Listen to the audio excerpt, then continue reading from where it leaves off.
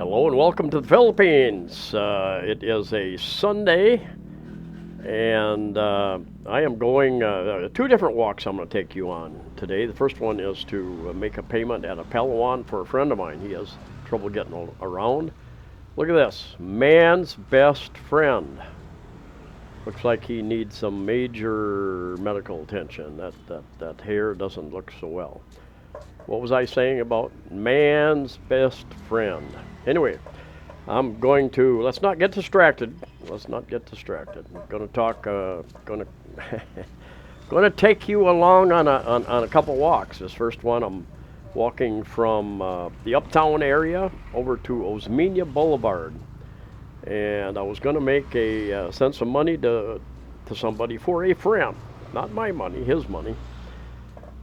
Who is in the hospital apparently, had a major reaction to one of these vaccines and allergic reactions in a hospital, and going to send off some money to pay for that, a Filipina.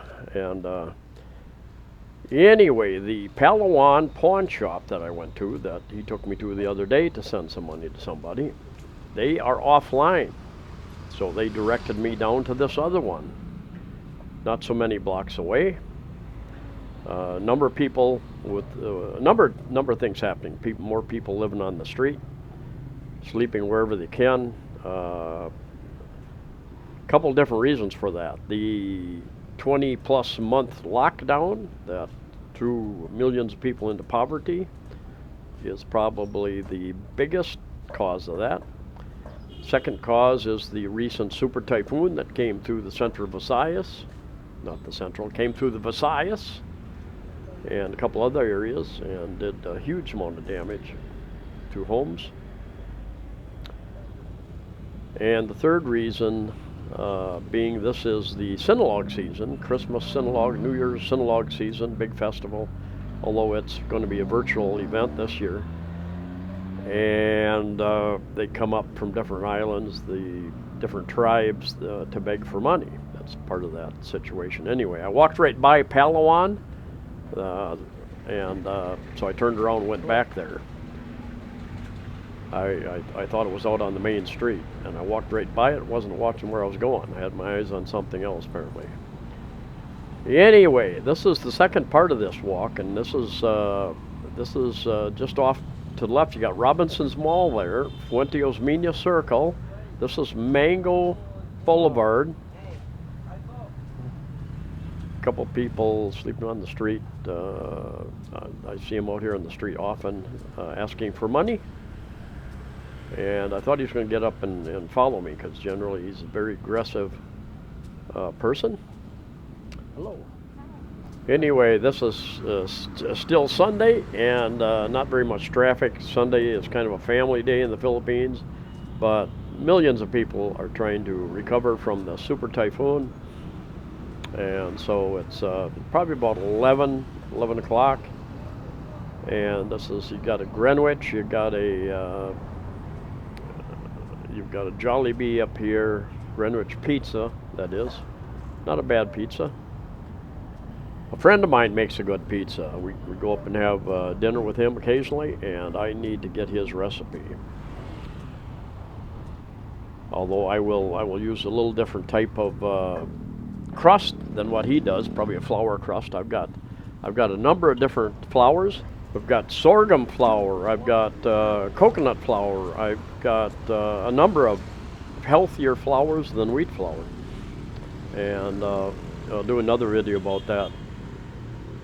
The start of Mango Square over there across the street, that is National Bookstore, where that corner is, down for a block or so.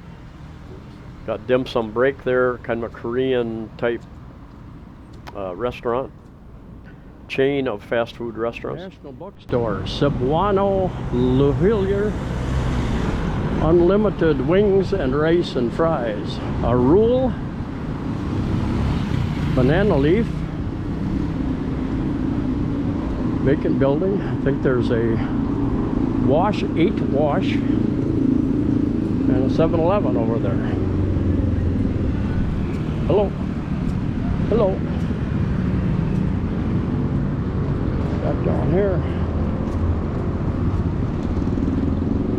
Chowking, down and up. That was a Jollibee, available for lease. Let's see, Lou Hillier pawn shop. There was a bar up there. I think it is gone. There was a karaoke place there. It is gone. A little bit of damage up there, but it's been shut down for many months.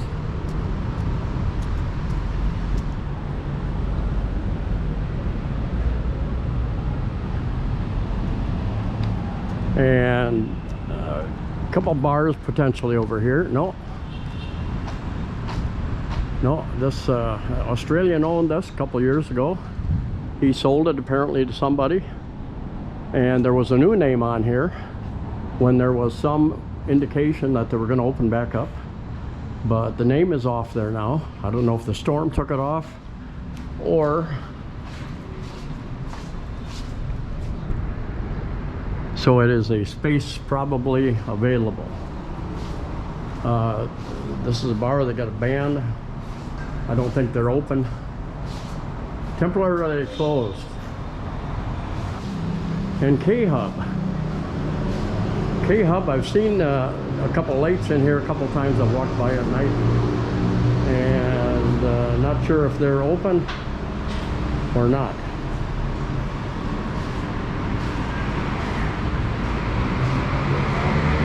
Good afternoon. Hello. Lots of open buildings here. Show my balls. Looks like they're closed. Cafe Silo? Cleofe, maybe? Burger with one glass of tea, 50 pesos. Cheeseburger 69 with one glass of tea.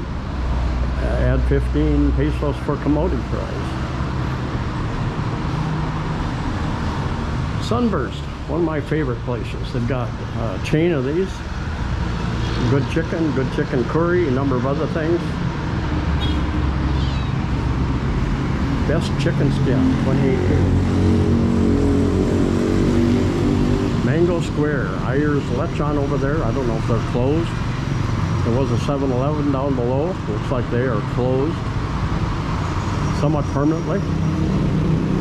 Back in the back over there where it's green, there was a couple discos going under renovation. I don't know if they'll ever open up again. This is pretty much Mango Entertainment. Mango Square Entertainment area is no longer the Mango Square Entertainment area. It's just kind of a few restaurants, a couple. Entertainment is pretty much scattered around. There are a couple bars. There are a couple bars off on side streets, not so far from, and I'll show you one down here, a couple of them, not so far from this Mango Square area, but there's no concentration of bars like there was before 2015, but 2015 when I came. Coffee Bean is all boarded up. It's been closed for over a year, but this is 3 weeks after the Super Typhoon Odette. International name Rai. There's a super care, a little medical center. Filipinos who want to get jobs, they need to have some sort of medical, go in and get some tests done, I guess, before they can get the job, as well as biometrics and background checks. Anyway, Horizon 101 there. I think the tall tower there is 55 stories. I think the tallest tower outside of Metro Manila. And a relatively new condominium. I looked at one on the 44th floor when I first moved here in 2015, and I considered it. The balcony was quite small, so, which was one reason, and it was facing the street, which I think a lot of noise would be coming. Figaro Cafe, that is open. Cafe and coffee shop there. And many people refer to this street as Mango Avenue, but it is, I think officially it's Maxilome, General Maxilome Street, Avenue, whatever it is. Jumping ahead here a bit, I'm going to do a voice over because I think the background noise was a little bit too much. My mic on my GoPro was picking up too much of the background noise, traffic noise. I think, my opinion. You let me know in the comments. Anyway, Fuda store over there. Many of you are familiar with the Fuda grocery stores. They have gone out of business permanently a couple months ago. They just could not outlast all these lockdowns, economic lockdowns these governments put in place. So hundreds of people out of work because of that type of thing, and other businesses as well. Got Cebuano, which is a pizza party place down here. They got a band almost every night when they're open. And I think they were stopped in there the other night, late afternoon. The security guy said, "We're opening tomorrow." So I think they are open now, and I think they're open 7 days a week. Cubana is the name of the place. And up here on, used to be a really popular Italian restaurant in here, and it's a bank now. I think they went out of business. They could not outlast the government lockdowns. Hundreds, thousands, tens of thousands of businesses going out of business. There's a bar back in there. It used to be All-Star Sports Bar, something like that. Back in there, new place called The Philly. And that guy had a restaurant down by the Capitol area called London Cafe London. Also, that had some decent food. And over on this side of the street, used to be a lot of bikini bars. And I don't know if any of those are open. There's one open down here a little further. I'll show you. Paradise Planet X is one of them. I don't think they've been open for a couple of years. And across the street over there was one. I don't think they're open. There's a couple of them up here. I think there was 3 of them up here previously. And I think one of them is open again. Eric the Red Bar. And then this other one, there was one in the middle. It looks like that's closed also. Mango BG Bar. I think that's a bikini bar. Viking Bar, Mango Viking Bar. That one is the one that's open. Evenings, anyway, another Jollibee there. And there's another bar up here, like I was saying. The bars, if you're looking for bars, they're spread out. They're no longer localized in that Mango Square area. It used to be an entertainment area. A lot of people, was interesting. You go there and watch people, interact with people. It was a very interesting place for many years. And then what I heard is that the last mayor didn't really care for the reputation it was getting. So across the street over there from Jollibee it was El Gecko Bar, and I think Australian guy, I think he lost it in a girlfriend marriage breakup, whatever it was. And the guy that owned Howling Dog moved there, bought the lease, whatever he did, arrangement, and it is now Howling Dog Bar. And they've got, I think they have a band most nights, I think. Not absolutely positive. I think they've got the electric back as well. There's that. Billy is the guy that used to own El Gecko, and he's got a new bar up on Escario Street, just kind of north of Gorordo Avenue, if you know where I'm talking about. It's got a big sign that says Billy's out there. And not many bars have survived. Not many restaurants have survived. Not many businesses have survived this 20 plus years of lockdowns by these governments here in the Philippines, and the same goes all over the world. Just total, utter devastation, destruction of economies, of livelihoods. I'm not going to get on that rant. I have a number of times, and many of you agree with me. A few of you don't agree with me. The damage done by these lockdowns, the death and destruction and livelihoods damaged. Much greater. I said I wouldn't get off on that rant, so I'll stop it right there. Anyway, number of people, it's not uncommon to see people living under bridges like this one I just walked across. And just a couple of weeks ago, if there was a gas station, a petrol station open, there would be a line half a mile long, a mile long, a kilometer, a couple of kilometers long. People waiting, hoping that they would have gas by the time they got up there. I had planned on doing a different type of video today, and I'll do it in a couple of days. I just wasn't quite prepared. I've been reading a lot of news and a little bit about the infrastructure, a little bit about recovery going forward, a little bit about the issues going forward, and I just hadn't put it all together, and so I grabbed these videos that I did just a couple days ago and decided just to chat with whatever came onto my mind during this walk over to Ayala. Going over there to Ayala Mall to grab a couple things and to make sure they're open, see if there's any changes in procedures, that type of thing. There was not. It was easy to get in. Got to wear a face mask. That was the only condition. Got some. I've been asked for money. I think only 2 times out here today so far, and getting that more and more and more. You know, people are 20 years of lockdowns, and now a super typhoon come through here. It is a Sunday. They are in very rough shape. I have helped a couple people just a little bit. I'm not a real wealthy person, so I do what I can. And a bunch of people up here, I'm not sure if they're what they're waiting for.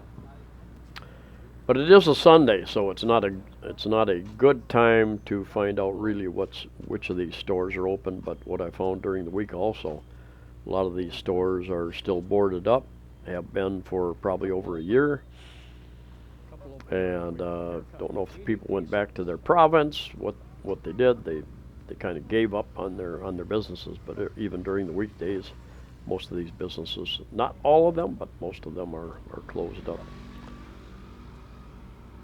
I developed a bit of a cold. If you think that my voice sounds a little bit different, I developed somewhat of a sore throat and a cold earlier today, and I took a magic pill. And about 7 hours later, I feel 90% better.